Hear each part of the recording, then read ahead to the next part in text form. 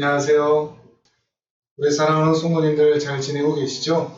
오늘도 신약 파노라마 공부 같이 한번 해보도록 하겠습니다. 그런데 이런 생각 가지고 계신 분도 계실 것 같습니다. 왜 공부를 하고, 왜 성경을 읽고, 또 왜 매일 말씀 묵상을 하고 예배를 드려야 되는가? 그냥 하나님만 믿는다고 하면 그냥 구원시켜 주시고 또 천국 보내주시면 안 되는가? 이런 생각을 하실지도 모르겠습니다. 여러 가지 종교 생활들 또 예배 행위들이 우리로 하여금 좀 번거롭게 하기도 하고 조금은 좀 편하게 신앙생활 했으면 하는 그런 마음도 아마도 가지고 계시기 때문일 것입니다. 그런데 이런 공부들과 예배는 단순히 어떤 행위를 쌓는다거나 또는 지식을 얻기 위해서 하는 것은 아닙니다. 지금 이 시간도 그렇습니다. 우리가 신약 파노라마를 공부할 때에도 그저 지식을 얻는 그 수준만으로 우리가 이것을 하고 있는 것은 아닙니다. 이 공부 시간을 통해서 하나님은 어떤 분이시고 우리는 누구이며 우리는 이 일상을 어떻게 살아야 되는지 단순히 천국 가고 지옥 안 가는 정도가 아니라 우리가 이 땅을 살아가는 이 일상을 어떤 마음과 자세와 선택과 결정을 통해서 살아야 되는지 그 답을 우리에게 알려주기 때문입니다. 그래서 바라기는 그저 지식을 쌓는 시간이 아니라 우리가 일상에서 믿음으로 살아가는데 이 성경 공부 시간이 매우 근본적인 해답을 줄 수 있으면 좋겠습니다. 믿음으로 산다는 게 뭔가? 은혜로 산다는 것이 무엇인가 하는 것을 이 공부하는 시간을 통해서 확인하고 배우면서 정작 우리 일상에서 만나는 수만 가지의 상황과 문제와 어려움 가운데 그때 말씀에서 그렇게 얘기했지 라고 하면서 하나님이 기뻐하시는 선택들을 하나하나 해나가기 시작하는 것이죠. 이 공부의 시간들을 통해서 여러분의 믿음과 여러분의 신앙이 일상에서 꽃 피우고 역사되고 실현되고 재현되는 복된 은혜가 있으면 좋겠습니다. 그런 의미에서 오늘도 함께 성경 공부 함께 해보도록 하겠습니다. 자, 복습부터 해보셔야죠. 자, 지도가 이제 눈에 잘 보이십니까? 지중해가 왼쪽에 있죠. 갈릴리 바다가 있고요. 요단강이 있고 아래쪽에는 사해가 있습니다. 네 개의 큰 지역으로 나눌 수 있다고 했습니다. 갈릴리 지역이 있고 사마리아 지역이 있고 유대 지역이 있습니다. 그리고 베레아 지역이 있죠. 몇 가지 도시도 우리가 함께 살펴봤습니다. 위쪽부터 보면 가버나움이 있고요. 2년 6개월 정도를 예수님께서 이곳을 중심으로 해서 사역을 하셨습니다. 그리고 예수님께서 자라나셨던 그러면서 또한 배척을 당하셨던 나사렛이 있고요. 또 우물가에 물을 길러 왔던 한 여인을 만난 수가성이 있습니다. 그리고 여리고가 있죠. 여리고에서 삭개오를 만났었죠. 그리고 예루살렘이 있고 베들레헴, 예수님께서 탄생하신 곳이 그 아래쪽에 있습니다. 이게 지도를 우리가 함께 봤었고요. 전체적인 복습을 같이 한번 해보시죠. 말라기와 마태복음 사이에 400년의 시간이 있는 것을 보면서 우리는 하나님께서 침묵하셨다라고 생각하기 쉽지만 선지자가 존재하지 않고 성경이 존재하지 않는다고 해서 하나님께서 일하지 않은 것이 아니라는 말씀을 드렸습니다. 메시아를 이 땅에 보내시기 위해서 하나님은 끊임없이 일하고 계셨죠. 먼저 열강들을 세우셨습니다. 그리고 그 헬라를 통해서 언어를 통일되게 하셨고 이스라엘의 독립기간을 통해서 메시아에 대한 소망을 다시 불일듯 일어나게 해주셨습니다. 그리고 로마를 통해서 길을 확장하여서 복음이 잘 증거될 수 있도록 하나님은 일하고 계셨습니다. 또한 정치 세력들을 일으키셨습니다. 이러한 정치 세력의 대립 가운데 이스라엘 백성들의 문제가 무엇인지 그리고 복음이 무엇인지를 오히려 더 뚜렷이 드러나게 하는 일들을 이들을 통해서 또한 예수님께서 행하셨죠. 사내들인 서기관, 사두개인, 바리새인, 세리, 열심당을 통해서 말이죠. 그런데 너무나 감사하게도 하나님께서는 여러 가지 다양한 시각, 특별히 네 가지의 시각으로 예수님이 어떤 분이신지 그리고 무엇을 하러 이 땅에 오셨는지 그 복음을 매우 선명하게 보여주셨습니다. 네 시각 한 복음으로 말이죠. 예수님은 베들레헴에서 탄생하셨습니다. 베들레헴에서 탄생하셨지만 나사렛에서 목수의 생활을 하시면서 자라나셨습니다. 때가 참에 예수님께서는 요단강에서 세례를 받으셨고 광야에서 시험을 받으셨죠. 그 이후로 예수님은 예루살렘으로 올라가셔서 니고데모를 만나셨고 그에게 거듭남의 비밀에 대해서 말씀해 주셨습니다. 그 위쪽으로 올라가서 수가성에서 한 우물가 여인을 만나셨고 그에게 복음의 은혜를 전해 주셨습니다. 계속해서 이 은혜가 전달되기를 바랬지만 나사렛에서 예수님은 배척을 당하셨습니다. 그리고 갈릴리 지역으로 올라가셨습니다. 가버나움에서 12제자를 부르시고 산상수훈을 통해서 하나님의 나라를 증거하시고 사단을 누르시며 비유로 천국 복음을 말씀하기 시작하셨습니다. 폭풍아 잠잠하라 말씀하시면서 예수님이 온 천지 만물을 다스리시는 창조주이신 것을 드러내고 모든 사람의 필요를 채울 수 있는 생명의 떡이신 것을 오병이어의 무리를 먹이시는 기적의 사건을 통해서 확인하셨습니다. 드디어 제자들은 주는 그리스도시요 살아계신 하나님의 아들이십니다 라고 신앙을 고백하기 시작하죠. 변화산에 올라가셔서 예수님은 그 영광스러운 모습으로 변화되셨고 이제 곧 십자가를 지셔야 할 것에 대해서 말씀하셨습니다. 예수님은 예루살렘으로 가셔서 무려 3번이나 돌로 맞을 뻔하셨습니다. 그 모든 순간에 예수님이 하나님이신 것을 드러내었기 때문입니다. 유대인들의 배척에 의하여서 예수님은 물러나셔서 베레아 지역으로 가셨습니다.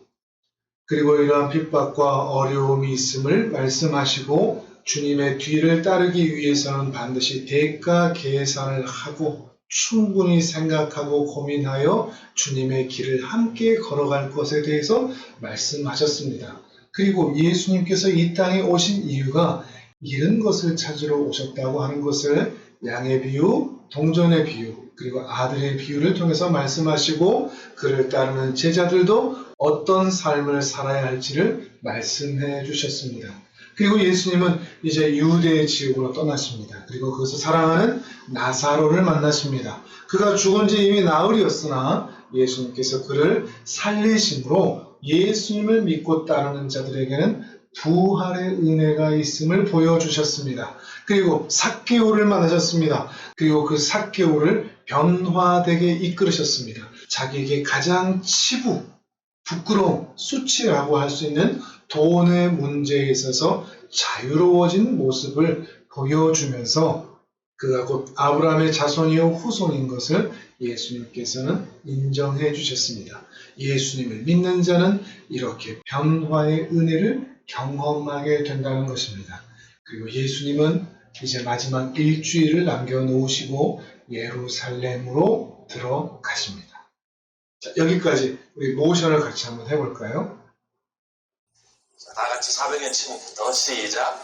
400년 침묵, 말라기, 마태복음, 열강들, 헬라, 언어, 이스라엘, 소마, 로마, 길, 정치 세력, 정치 세력, 사내인, 성의관, 사두개인, 바리새인, 세린, 열시나, 네시가 한복음, 베들레헴, 탄생, 나사렛, 목수, 요단강, 세례, 광야, 시험, 예루살렘, 거듭남, 그 위에 수가, 우물가 여인, 그 위에 나사렛, 배척, 가버나움, 12제자, 산상수훈, 사단을 누르신 비유 시작,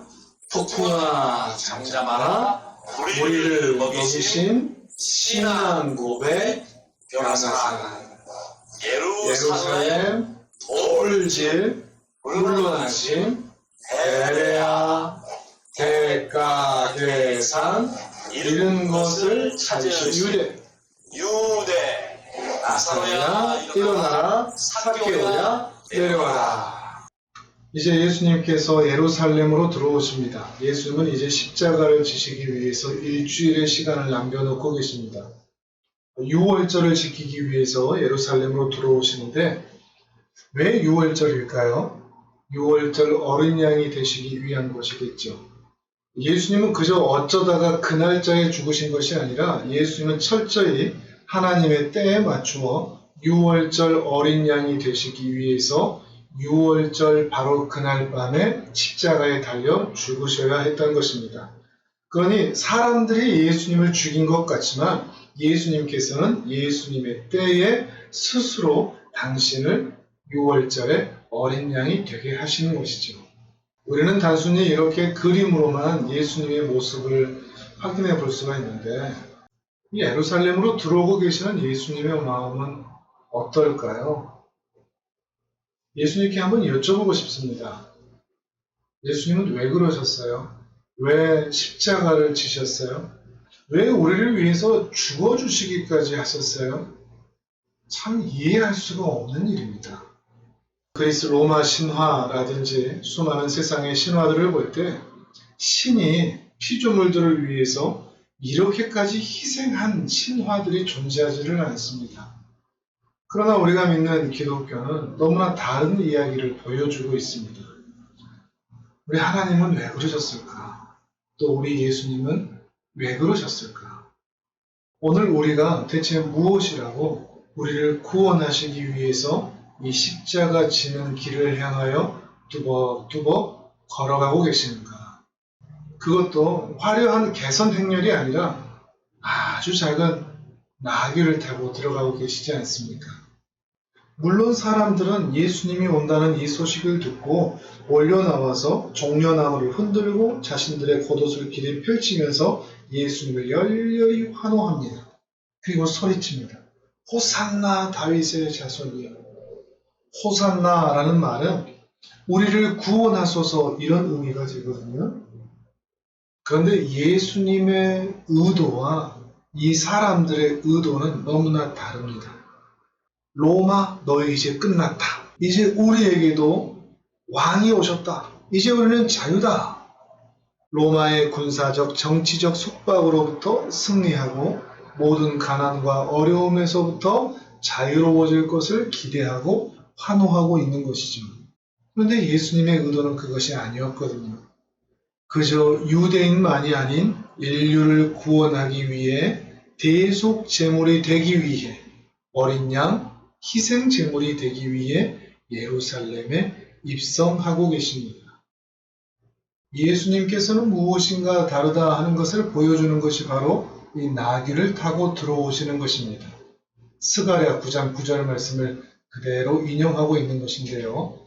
낮은 자의 섬김과 사랑으로 세상을 구원하고 살리기 위해서 나귀를 타고 오신 것을, 겸손의 왕으로 오신 것을 예수님께서 보여주고 계시는 것입니다. 낮은 자의 하나님이시죠.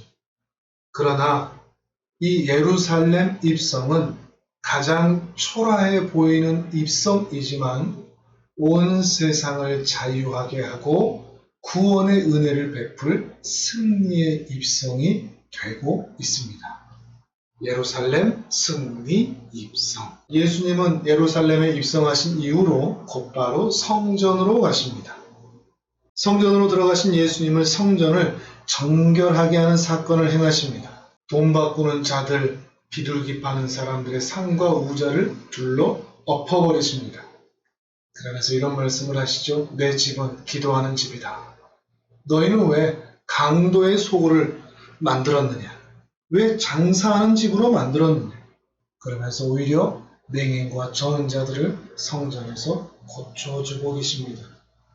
동전 바꾸는 자들을 내쫓으신 이유는 이렇습니다. 20살이 넘으면 모든 유대인들은 해마다 성전세를 내야 되거든요. 성전세는 반세겔을 냅니다. 하루 품삯입니다. 근데 성전세를 낼 때에는 보통 밖에서 통용되는 로마의 화폐로 낼 수가 없습니다. 그 동전에는 온갖 우상이나 황제 형상이 새겨져 있었기 때문에 유대인들은 유대인이 화폐로 성전세를 내야 한다고 말을 했습니다. 그렇기 때문에 로마의 화폐를 통용하고 있던 이 사람들이 성전세를 내기 위해서는 유대인의 화폐로 환전을 해야 되는 것입니다. 그런데 문제는 그렇게 환전을 할 때 수수료를 붙이는 것입니다. 조작해서 많은 이익을 챙긴 것이죠. 곧 하나님을 이용해서 자신의 탐욕을 채우고 있는 것입니다. 하나님을 만나게 해야 할 사람들이 하나님의 이름으로 자신의 배를 채우고 있으니 예수님께서 그 상을 뒤집어 엎으신 것이죠. 비둘기 파는 사람들도 그렇습니다. 부자들은 소를 가져오거나 양을 가져옵니다. 그리고 가난한 사람들을 위해서 하나님께서는 비둘기로 제사를 드리는 것도 허용해 주었습니다.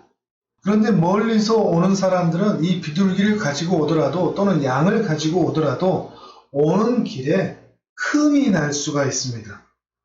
이 희생 제물에 검사관이 있어서 흠이 있으면 불합격을 시키거든요. 그런데 멀리서 오다 보니까 흠집이 하나하나 생기는 것입니다. 그런데 그 흠집이 있다고 해서 다시 집으로 돌아가서 다시 새롭게 가져올 수가 없거든요. 그렇기 때문에 성전에서는 이 재물을 사려는 사람들을 위해서 비둘기 파는 사람들을 두었던 것입니다. 나름대로는 배려한 것이라고 볼 수도 있을 것입니다.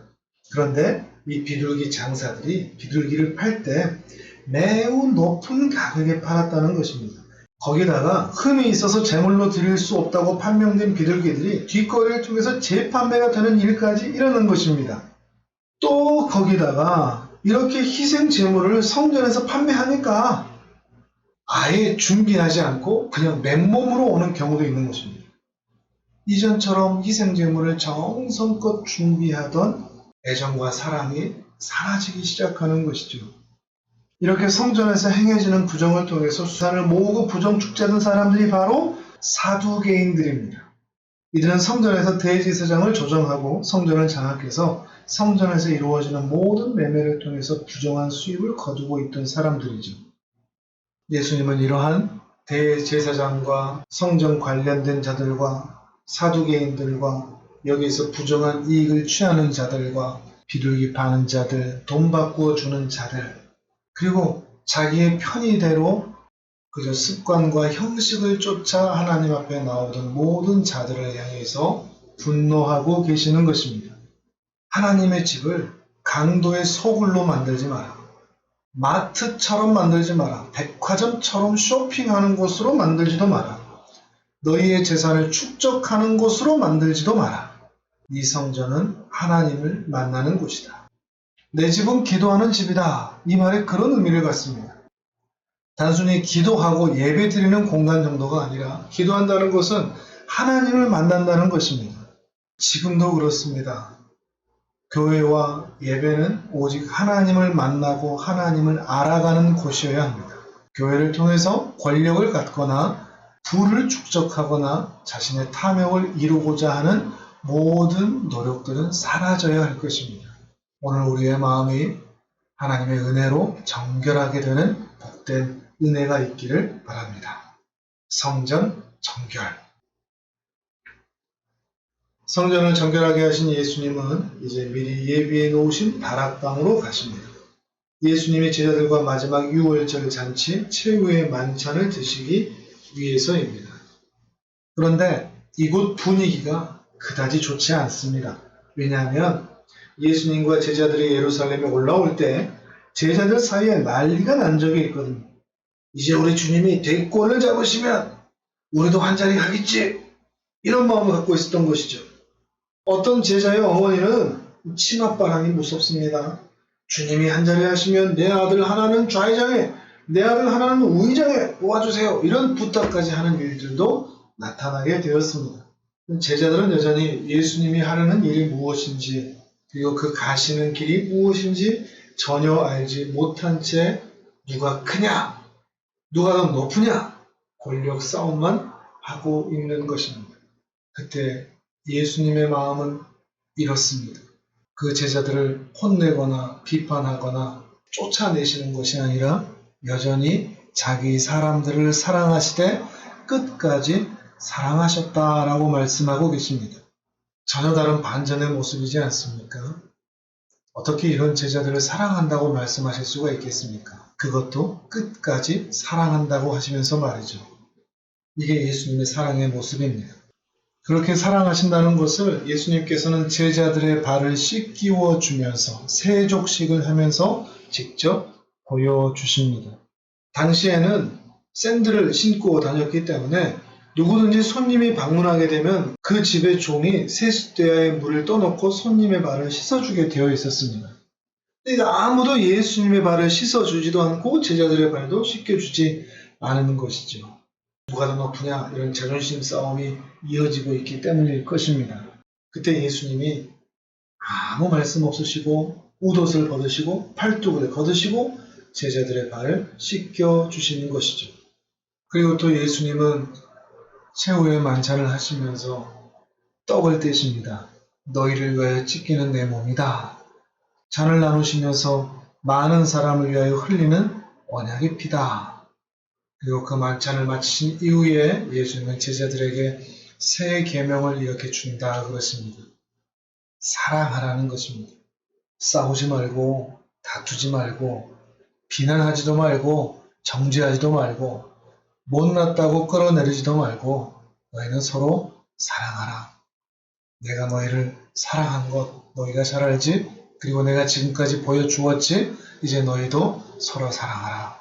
너희가 서로 사랑할 때 그때에 모든 사람이 너희가 바로 나 예수의 제자인 것을 알게 될 것이다. 그러니 서로 사랑하라 말씀하고 계시는 것입니다.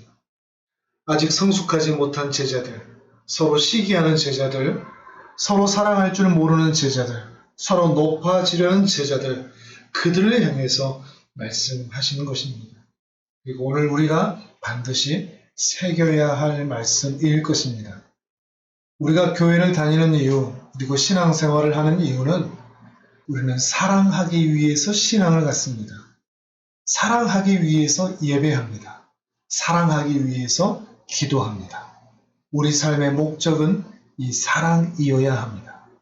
고아와 과부와 나그네들을 사랑하고 사회적 약자들을 사랑하고 또한 우리 공동체 안에 지체들을 사랑하고 또한 우리 가족들을 사랑하고 우리 이웃들을 사랑하고 우리 소중한 사람들을 사랑하기 위해서 우리는 이 신앙을 가지고 예배를 드리며 공부도 하며 하나님의 은혜 가운데 살아가고 있는 것입니다. 주님이 우리를 사랑하셨던 그 사랑으로 이웃을 사랑하는 은혜가 있기를 주님의 이름으로 축복합니다. 예수님은 제자들 중에 베드로와 야고보와 요한을 기도하는 자리로 함께 데리고 가셨습니다. 그리고 제자들도 함께 깨어서 기도하라고 당부를 하십니다. 그리고 그들과 조금 떨어진 곳에서 얼굴을 땅에 대시고 엎드려 간절히 기도하십니다. 우리는 예수님의 이 기도에서 아주 중요한 것을 배우게 됩니다. 기도라는 것은 내 뜻대로 하는 것이 아니라 아버지의 뜻대로 하는 것이라는 것입니다. 내 아버지여, 만일 할만하시거든 이 잔을 내게서 지나가게 하옵소서. 그러나 나의 원대로 나의 뜻대로 마시옵고 아버지의 원대로 아버지의 뜻과 계획대로 하옵소서. 내가 원하는 것을 하나님께 요청하고 달라고 간구하는 것이 아니라 내가 원하는 것을 아버지의 뜻에 굴복하는 시간, 굴복시키는 시간이 바로 기도하는 시간이라는 것을 보여주고 있는 것입니다. 우리는 보통 그렇지 않습니까? 내 뜻을 하나님께 요청하는 시간이 기도의 시간이 될 때가 많습니다. 다 정해놓고 말이죠. 이렇게 되면 좋겠다, 저렇게 되면 좋겠다. 이렇게 해 주옵소서, 저렇게 해 주옵소서. 내가 정해놓고 하나님께 결제를 해달라고 하는 것이 기도가 결코 아니라는 것입니다. 저는 아버지께서 인도만 하신다면 이것도 괜찮고 저것도 괜찮습니다. 아버지의 계획대로 하겠습니다. 아버지의 뜻대로 하겠습니다. 이것이 기도여야 합니다. 아버지 이것을 이루어 주세요. 협박하는 기도 우리는 멈추어야 합니다. 소위 철야기도, 금식기도, 새벽기도, 은근슬쩍 협박해가면서 기도하는 것은 결코 바른 모습이 될 수 없습니다. 물론 기도는 간절해야 합니다. 마음의 아픔이 있을 때, 큰 소원이 있을 때, 하나님께서 은혜로 도와주지 아니하시면 방법이 없을 때 우리는 정말 하나님께 간절히 기도해야 됩니다. 그러나 그러한 순간에도 아버지의 뜻에 순응할 수 있는 마음을 우리는 가져야 합니다. 기도의 본질은 아버지의 뜻대로 이루어지기를 바라고 구하는 것입니다. 예전에는 이런 기도도 있었습니다. 청년 때 배우자 기도를 한다고 하면서 원하는 배우자의 외모, 학벌, 가족, 성향, 취향 이런 것들까지 다 기록해서 기도하면 하나님께서 그대로 주신다라고 기도했던 적도 있습니다. 참 위험한 모습이라고도 할 수 있습니다. 하나님께서 기뻐하실 가정을 세우고자 하는 그런 선한 마음도 있을 수 있겠지만 그 안에 우리의 탐욕과 협박이 있어서 내 뜻대로 원하는 대로 이루어지기를 바라는 것은 아닌지 우리는 생각해 볼 필요가 있다는 것입니다. 주님의 뜻에 합당한 것이라면 간절히 구하십시오. 그러나 내 욕망에 의하여 기도하는 것이라면 내려놓는 용기도 반드시 필요할 것입니다. 내 뜻대로가 아니라 주님 뜻대로 되기를 위해서 기도하는 것입니다. 예수님도 이렇게 간절히 기도하셨습니다. 얼마나 간절히 기도하셨는지 땀이 땅에 떨어지는 핏방울같이 되었다라고 말을 할 정도였습니다. 그런데 이 그림에도 보이시죠? 예수님은 그렇게 간절히 기도하고 있을 때 제자들은 어떻게 했습니까? 한 시간도 깨어 기도하지 못하는 연약하고 무지한 제자들을 책망하시면서 시험에 들지 않게 깨어 기도하라 라고 말씀을 하십니다. 그러나 이 기도에 대해서 오해하시면 안 됩니다. 예수님께서 십자가를 지기 싫어하셨다는 말인가? 예수님의 뜻과 아버지의 뜻이 처음부터 달랐다는 말인가? 아닙니다. 그런 의도로 읽으시면 결코 안 되는 것입니다.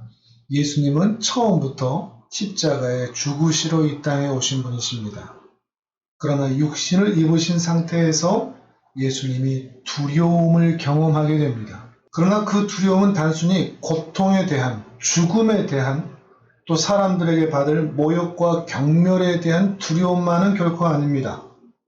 만약 그것 때문이라면 예수님 이후로 이러한 죽음도 기쁘게 맞이하며 용감하게 견디는 수많은 선교자들보다 예수님이 더 연약하다는 것이 되기 때문입니다. 예수님께서 왜 이렇게 기도하실 수밖에 없었느냐? 가장 큰 이유는 예수님께서 죄가 무엇인지, 죄에 대한 모든 것을 느끼셨을 뿐만 아니라 죄인이 된다는 의미가 무엇인지를 온전히 깨달으셨기 때문입니다. 예수님은 아무런 죄도 짓지 않으셨고 죄를 알지도 못하십니다. 그분은 거룩하시고 더러움이 없으시고 죄인들과 분리되신 분이십니다. 그런데 예수님께서 마치 그 자신이 죄악을 범한 것 같이 친히 택한 백성들의 죄를 짊어지심으로써 모든 죄인들의 죄는 제거하시고 죄인들의 자리에 서신 것입니다. 하나님이 죄인의 자리에 현재 서 계시는 것입니다. 그래서 하나님과의 약속을 깨트린 위치, 하나님을 버린 자로서 예수님이 하나님 앞에 또한 서 있는 것이 되는 것이죠. 하나님을 마치 불순종한 자처럼, 하나님을 대적한 자처럼, 하나님의 율법과 뜻에 반해서 죄를 짓고 죄에 참여한 사람이 된 것처럼 예수님은 지금 이 자리에 서 있기 때문입니다. 결코 우리 인간은 상상할 수 없는 예수님만의, 하나님이신 예수님만의 고통이요 두려움이라는 것을 우리는 생각해 볼 여지가 있는 것입니다. 우리를 위해서 죄가 되신 예수님은 죄를 죄로 경험하고 계시는 것이죠. 뿐만 아니라 죄가 무엇인지 온전히 깨달아 그 고통을 알고 계실 뿐만 아니라 그 죄로 인하여 너무도 사랑하시는 하나님에게서 분리되는 것을 가장 강력하게 느끼고 계시기 때문입니다. 하나님께서는 죄를 미워하십니다. 그래서 죄에 대해서는 진노하십니다. 그래서 이 죄인을 자신에게서 분리하십니다. 그런데 그 하나님의 분리의 마음을 예수님은 그 죄인의 자리에 서 계심으로 하나님께 거부당하고 있는 것을 견딜 수가 없는 것입니다. 마치 죄인이 홀로 버려질 때 공포와 불안과 어둠과 비참함과 슬픔을 겪듯이 예수님이 현재 그러한 상태에 몰려 있다는 것입니다. 뿐만 아니라 이제 곧 하나님의 진노가 죄인을 향하여 쏟아지게 될 것인데 사랑하는 하나님에게서 그 진노를 그대로 받아야만 하는 그 두려움이 있습니다. 물론 그리스도는 사랑의 아들이십니다. 하나님은 예수님에게 화가 나신 것이 아닙니다. 다만 하나님의 진노는 예수님이 짊어지신 그 죄를 향한 것입니다. 그분은 재판관으로서 공의를 행하시는 가운데 죄악을 친히 담당하신 그리스도로 하여금 이 진노를 느끼게 하고 계시는 것입니다. 또한 그리스도께서는 사단이 주는 공포를 온전히 경험하고 계시기 때문입니다. 죄 때문에 사람은 마귀의 소유가 되었습니다. 그렇기 때문에 예수님은 사단이 공격하는 모든 공격을 참아내셔야 했습니다. 계속해서 예수님을 미혹했고 얼마간 떠나 있었으나 자신의 가장 큰 능력을 가지고 돌아와서 예수님께 마지막 화살을 날리기 위해 준비하고 있습니다. 그것이 바로 죽음입니다. 죄의 모든 가증스러움을 느끼면서 하나님의 호의에서 완전히 버려진 채 재판장이신 하나님의 진노와 분노를 가장 강력하게 감각적으로 경험하고 있는 상황에 이 예수님이 놓여 있는 것입니다. 우리는 가늠할 수 없지만 예수님은 말할 수 없는 극한의 고난에 놓여 계신 것이죠. 그러니 예수님은 기도하지 않을 수 없었습니다.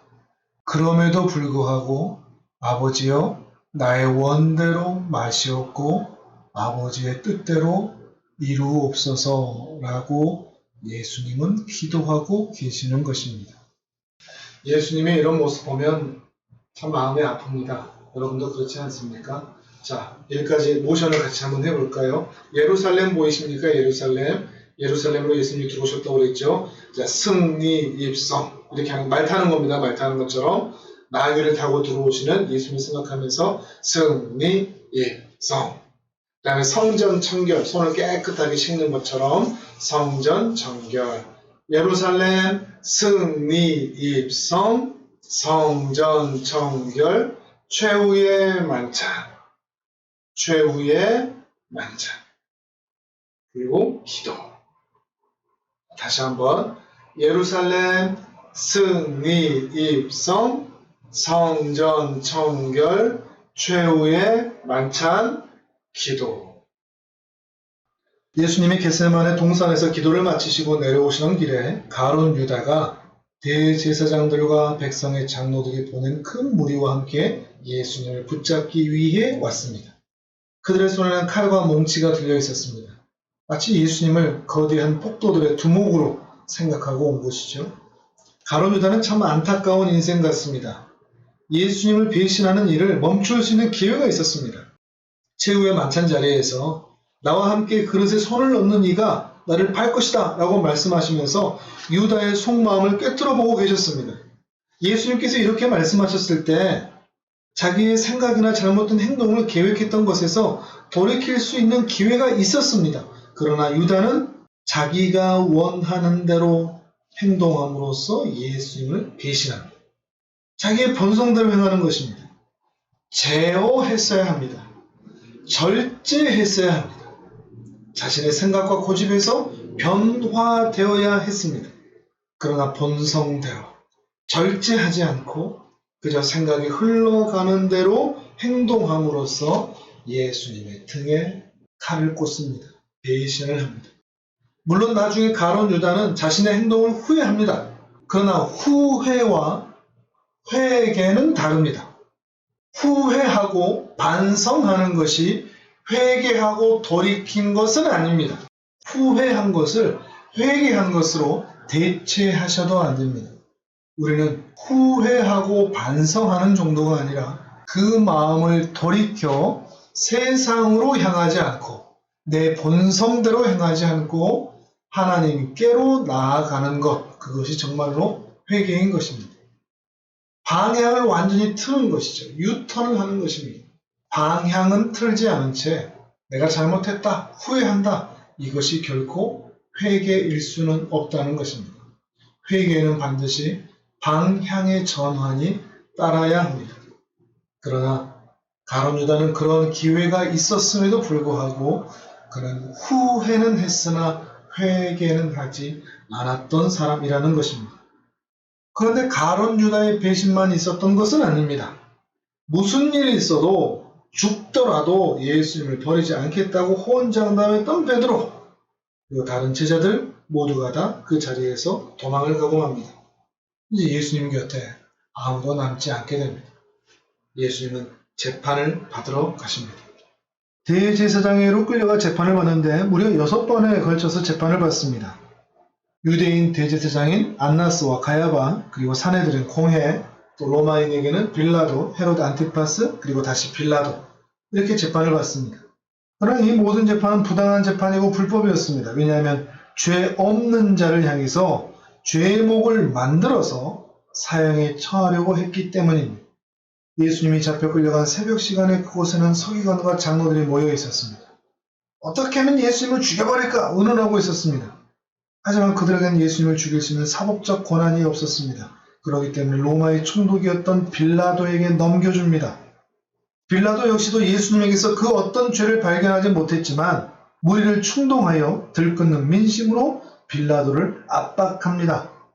그래서 명절이 되면 무리가 청원하여 죄수 한 사람을 놓아주는 전례를 이용해서 바라바라는 죄수는 풀어주고 예수님을 십자가에 못 박으라고 유대인들은 요청을 합니다. 그렇게 재판을 받고 있을 때 베드로는 멀찍이서 예수님이 재판받는 모습을 지켜보고 있습니다. 그런데 갑자기 한 요정이 베드로를 콕 찌릅니다. 이 사람 예수님과 함께 있었는데 당신 저 예수와 한패지? 그러자 베드로는 황급하게 난 저 사람 몰라 라고 부인합니다. 잘못 봤어 그러는 겁니다. 또 조금 후에 다른 사람이 너 저 사람하고 한패 맞는데? 또 아니라고 그럽니다. 또 시간이 흐릅니다.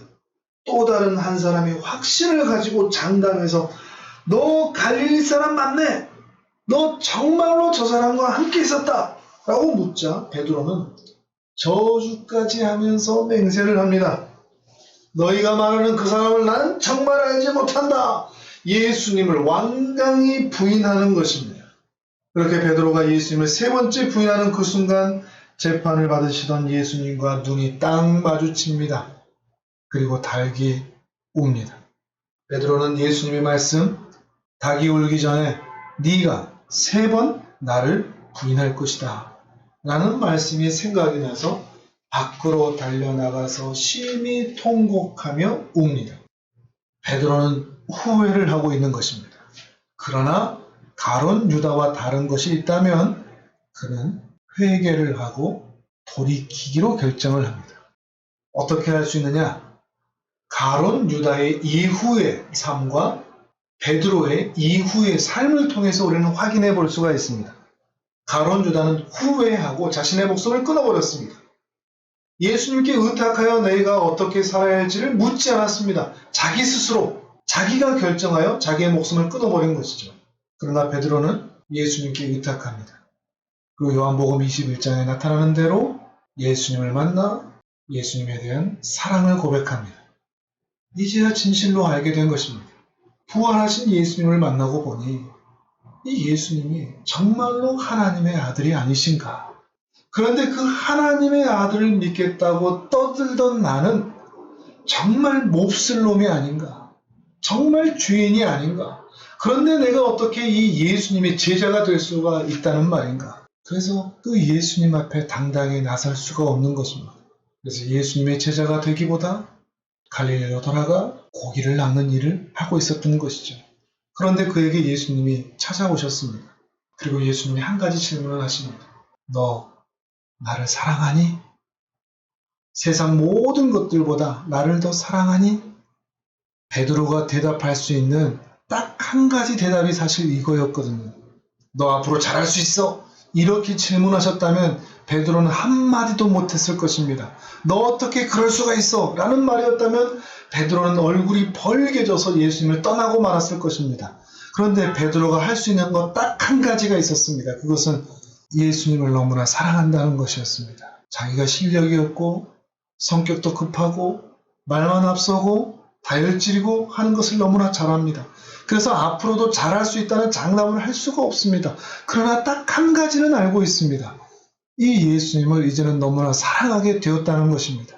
너무나 사랑하기 때문에 이 예수님을 떠날 수는 없는 것입니다. 그런데 예수님이 묻는 것입니다. 너나 사랑하니? 이거 하나는 대답할 수 있거든요. 예, 주님. 제가 주님을 사랑하는 것을 주님은 아십니다. 라고 대답을 한 것입니다. 그리고 베드로는 그 사랑하는 예수님을 위하여 그 남은 여생을 주님의 뒤를 쫓아가며 자기 십자가를 지며 자기를 부인하며 예수님의 제자로 살아갈 수 있었던 것이죠. 이러한 삶이 회개한 자의 삶의 모습이 된다는 것입니다. 단순히 후회하고 반성한 사람은 이렇게 살 수 없습니다. 그가 정말 회심하여 예수 그리스도를 사랑하니 그분의 뒤를 따르며 살 수가 있었던 것이죠. 베드로는 비록 그때 부인하였으나 베드로는 결국에 예수님의 뒤를 쫓아가는 예수님의 제자의 인생을 살았던 것입니다. 예수님은 결국 불법한 재판의 결과에 따라서 십자가에 달려서 돌아가시게 됩니다. 이제 다 끝난 것 같습니다. 예수님이 가르치셨던 말씀, 그분의 사역, 그분의 사랑, 아무것도 아닌 것처럼 여겨집니다. 그런데 가장 실패한 것 같던 바로 이 순간이 하나님 나라의 가장 중요한 순간이 됩니다. 우리의 죄를 위하여 하나님이신 예수님께서 유월절 그 어린 양이 되어 죽으셨기 때문입니다. 우리의 죄로 인하여 십자가에 달리시고 우리가 받을 형벌을 대신해서 우리가 당할 수치를 대신해서 우리가 받을 저주를 대신해서 예수님이 십자가에 달리셨던 것입니다. 그래서 우리의 죄가 사라진 겁니다. 예수님이 다 짊어지고 가셨거든요. 예수님이 우리의 죄를 다 제거해 가셨거든요. 그래서 우리에게는 죄가 남아있지를 않은 것입니다. 온 인류가 지불해야 할 죄의 대가인 사망과 죽음을 제거하기 위해서 자기 자신을 대성물로 내어 죽으셨기 때문입니다.